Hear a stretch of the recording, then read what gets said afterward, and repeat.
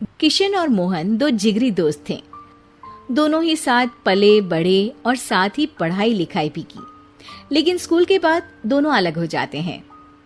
मोहन, हम दोनों आज अलग हो रहे हैं, लेकिन आज से ठीक 20 साल बाद इसी चौराहे पर मिलेंगे।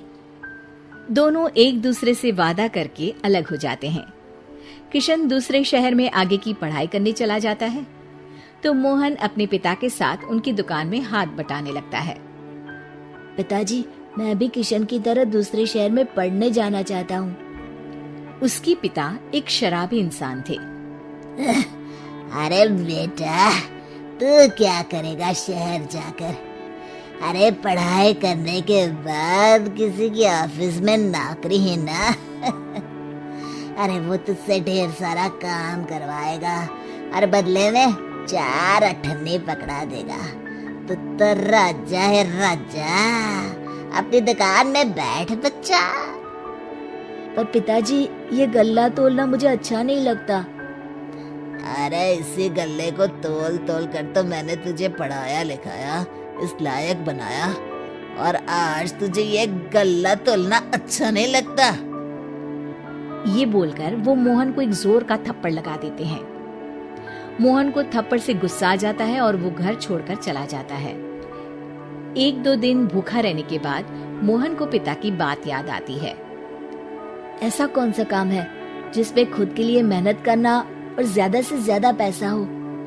वो सोच में पड़ जाता है कि तभी उसे घोड़ों की आवाज आती है। वो एक पेड़ के पीछे छुप जाता है और जहाँ देखता है कि डाकू कैसे एक चादर फैलाते हैं और उसमें ढेर सारे सोने के गहने डाल देते हैं। डाकुओं का सरदार बोलता है, चलो, एक दिन मेहनत की, अब बाकी के महीने राजा बनकर गुजारेंगे। सारे जोर जोर से हंसकर वहाँ से निकल जाते हैं। अरे वाह, ये तो सच में बड़ा ही अच्छा बिजनेस है। फिर क्या था, मोहन ने छोटी मोटी चोरी का काम शुरू कर दिया। कभी किसी की चेन खींच लेता, तो कभी किसी की पॉकेट मार लेता। उसे इस काम में मजा आने लगा। वाह, ये तो अच्छा काम है। पिताजी ठीक कहते थे, कुछ नहीं रखा पढ़ाई लिखाई में, सारा वक्त पढ़ो, फिर किसी और के लिए काम करो, और महीने के अंत में वो पकड़ा देगा 4 अठन्नी। ना बाबा ना।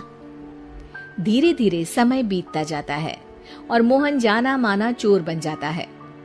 लोग उसके नाम से कांपते और कोई भी पुलिस वाला उसे पकड़ ही नहीं पाता।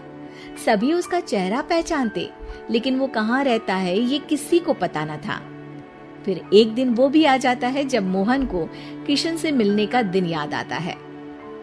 ओह, 20 साल बाद आज ही का दिन है जब मुझे अपने यार किशन से मिलना है। और फिर वो उस शहर में जाता है और चौराहे में खड़ा हो जाता है। काफी समय तक वो अपने दोस्त का इंतजार करता रहता है, लेकिन वो नहीं आता। मैं भी पागल हूँ, किसे 20 साल पहले की बात याद होगी।